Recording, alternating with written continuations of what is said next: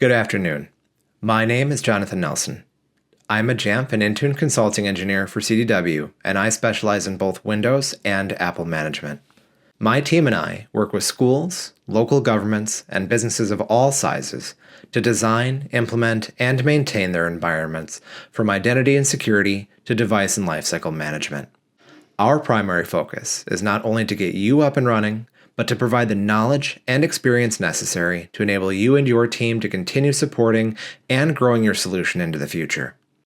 In other words, I'm a professional tech translator, and today I want to talk to you about secure and bootstrap tokens. It's possible some of you may know more about them than me, but for most people, and I say this coming from personal experience, they can be an enigma, even after countless sessions over many years of attending the Jamf Nation User Conference. As a result, it is my goal to break it all down so that you can go home feeling both prepared and confident. Are you ready? Let's dive in. So, secure tokens. What are they? Apple's documentation and most technical blogs out there will tell you that they're a wrapped version of a key encryption key protected by the user's password. If you're not a certificate subject matter expert like me, this likely means very little, so let's simplify it. It's a key that protects other keys. Okay, but what does that mean? Well, anyone who's tried to replicate a car key, made since the late 80s or early 90s, may be familiar with the big black plastic head which often includes buttons to remotely control your car. These typically also include a transponder chip which must be present to start the car in addition to the bare metal key, modern keyless cars notwithstanding. This is our secure token. So, where do I get one? Apple's documentation tells us we get a secure token during either user creation, setting the first user's password, or during the first login by a user.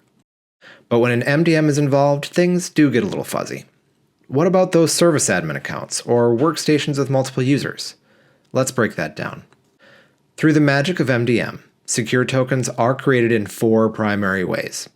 During account creation via Setup Assistant, at the login window as the first interactive login, when enabled for File Vault by another secure token administrator, or as a subsequent login if the MDM has escrowed the Bootstrap token. We'll talk more about that later.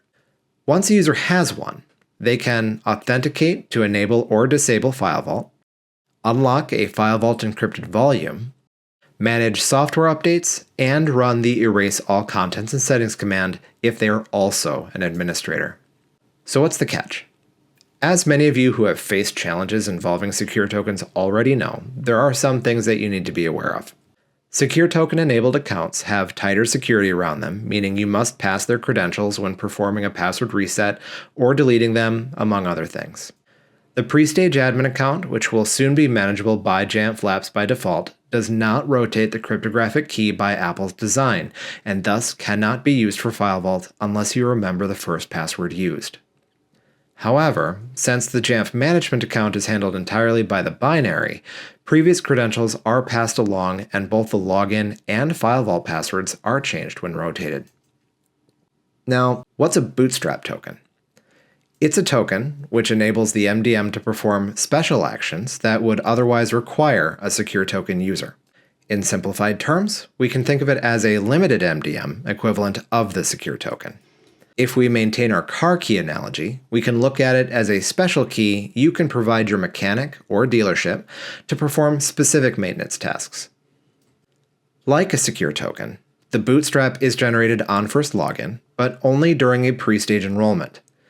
If you are creating the first user account with Setup Assistant, then the Bootstrap token is created along with the first user, assuming you have activation lock prevented by the enrollment profile.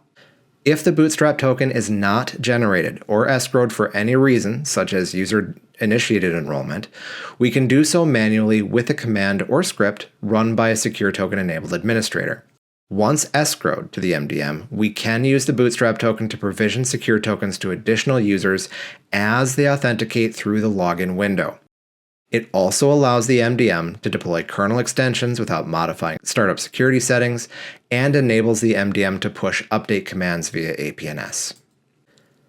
There is one more thing to mention: volume owners. They're not something you generally need to think about, since they often go hand in hand with secure tokens.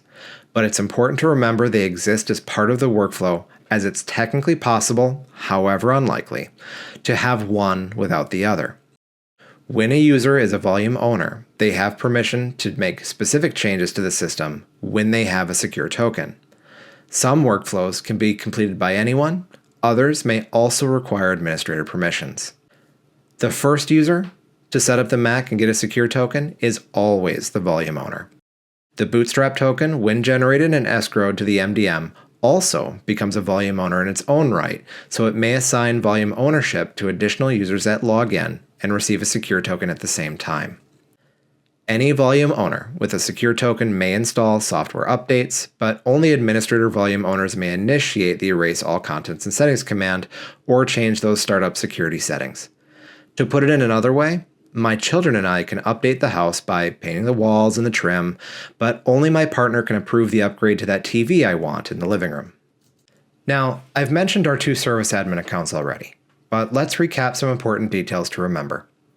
First is the Jamf Management Administrator, to which I'll just refer to as Jamf Manage from now on. Historically, this account was used for the old Jamf Remote and SSH login options. Over the years, this account has lost a lot of its primary uses as tools and workflows have been deprecated and account management in macOS has evolved. Today, the Jamf Manage account serves as the primary managed admin for both pre-stage and user-initiated enrollment workflows. It is a global setting and cannot be deployed to one without deploying it to the other. It is required for a Mac to be considered managed in Jamf Pro, and it's also enabled for Lapse by default and can be given that secure token without breaking Lapse for File Vault password rotation.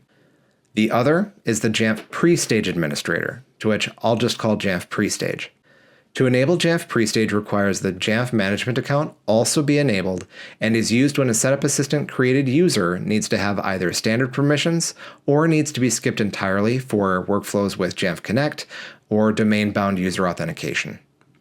Lapse is not currently enabled automatically for the Jamf Pre-Stage account, but it will be in future versions of Jamf Pro. Last but not least, as I mentioned earlier, and I cannot stress this enough, giving the Jamf Pre-Stage a secure token will break File Vault password synchronization when it is rotated.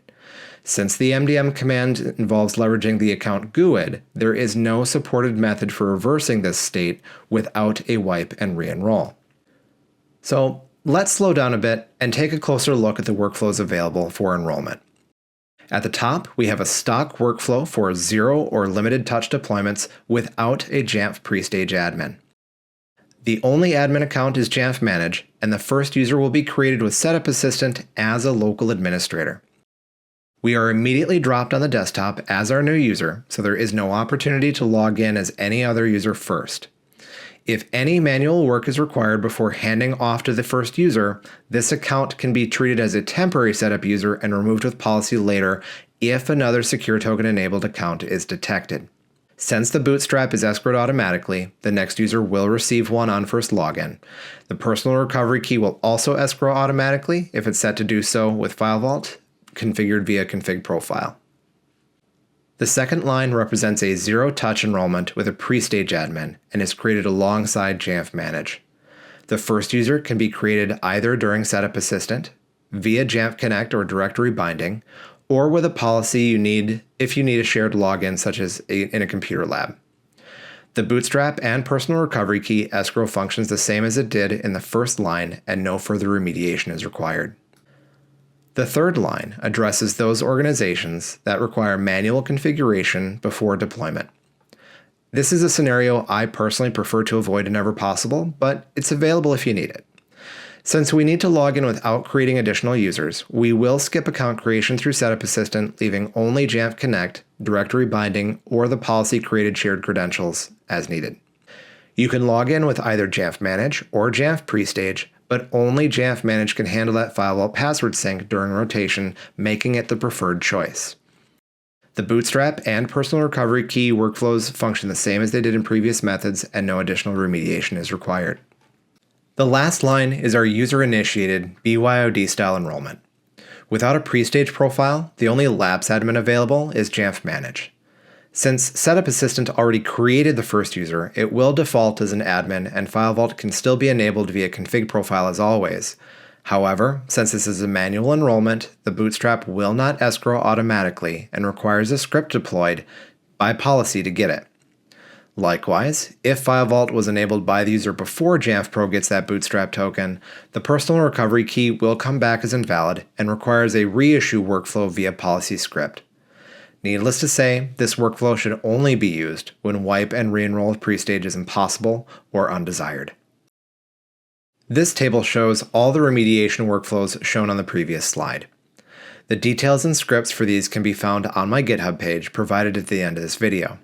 The first line is where we wait for the Bootstrap token to be escrowed before File Vault is enabled.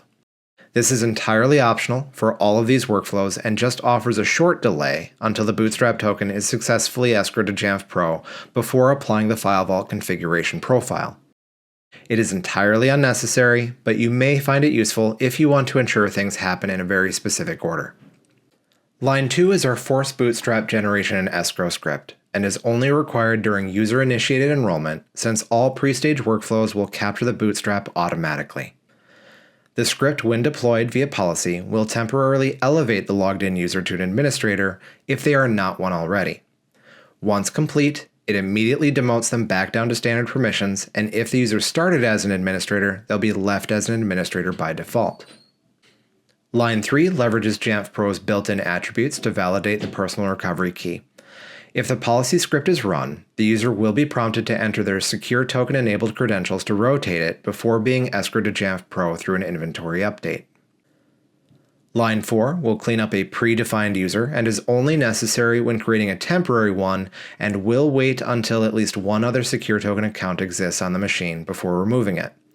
Do not skip this extension attribute since you cannot put a machine in a state where no user has a secure token. If you do somehow manage to accomplish this, you will need to wipe the machine. Lastly, if you find the Jamf Manage Account password isn't working, you can deploy a policy to force its rotation.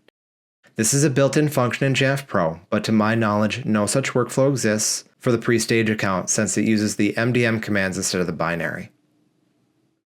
With that, I want to thank you for listening. I hope you all learned something useful, and I hope you have a wonderful afternoon. Thank you.